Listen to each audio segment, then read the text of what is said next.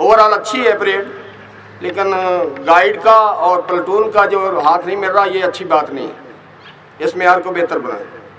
Carry on.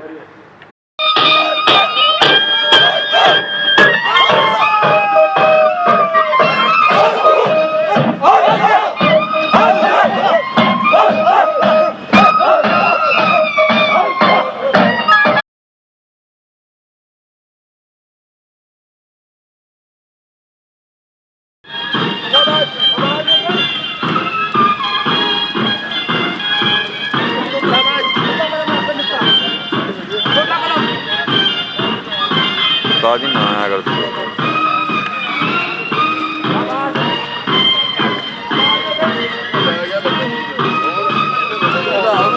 पता लगे